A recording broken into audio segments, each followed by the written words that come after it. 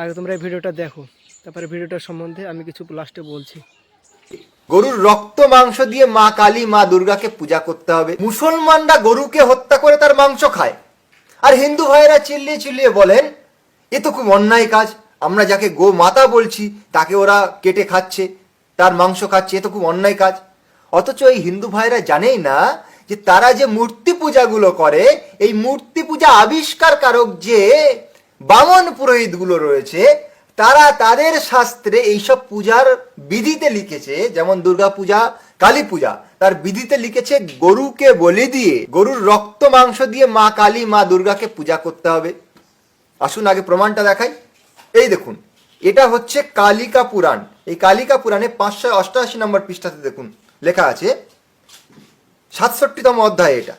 এখানে দেখুন লেখা রয়েছে, পরিষ্কার লেখা রয়েছে, দেখুন গো, মানে এখানে অনেক প্রাণীর নাম লেখা রয়েছে, একটা দুটো না। মুসলমানেরা তো কেবল গরুকে হত্যা করে, আর এ তো পুরো জঙ্গল ধরে সমস্ত প্রাণী হত্যা করার কথা এখানে লেখা রয়েছে।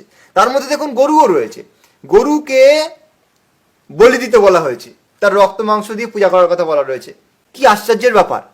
তো আমি আপনাদেরকে এটাই বলতে চাইছি যে এই যে পৌরাণিক পণ্ডিতরা এই যে মূর্তি পূজা যত বিধি লিখেছে, এরা কেউই সনাতন ধর্মের সঙ্গে জুড়ে নেই। এরা কেবলমাত্র মন গড়ন পূজা অর্চনা বানিয়েছে, তার বিধি বানিয়েছে। এগুলো বেদ বিরোধী, সনাতন ধর্ম বিরোধী। আর গো হত্যা নিয়ে যদি কেউ আওয়াজ উঠিয়ে থাকেন, তা কেবল আর কেবলমাত্র মহর্ষি দেব দয়ানন্দ সরস্বতীজি, যিনি আর্য সমাজকে প্রতিষ্ঠা করেছেন। তিনি একমাত্র সবাইকে বলেছেন বেদের পথে ফিরে আসুন। তিনি একটি পুস্তক লিখেছিলেন গো করুণা নিধি, যেখানে তিনি গো হত্যা মহাপাপ, কেবল মুখের কথা নয়, তিনি প্রমাণ দিয়ে দিয়ে এই পুস্তকে ভরিয়ে দিয়েছেন যে গো হত্যা করা যাবে না এবং গো হত্যা আমাদের শাস্ত্র বিরুদ্ধ কার্যকলাপ। কিন্তু এ কথা আমাদের পৌরাণিক পণ্ডিতরা, পৌরাণিক এই বামনরা কেউই মানেনি। কেবলমাত্র দয়ানন্দ সরস্বতীজি বলেছেন এবং তার আর্য সমাজই পালন করে যাচ্ছে।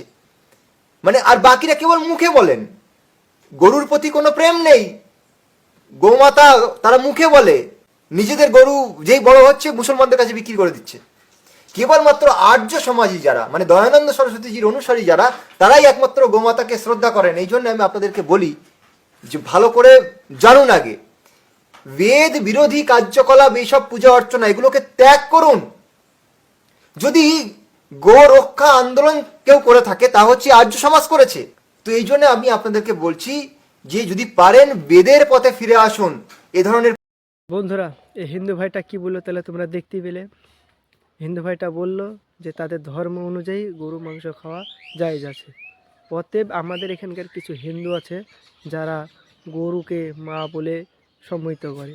অতএব এই ভিডিওটাকে প্রচুর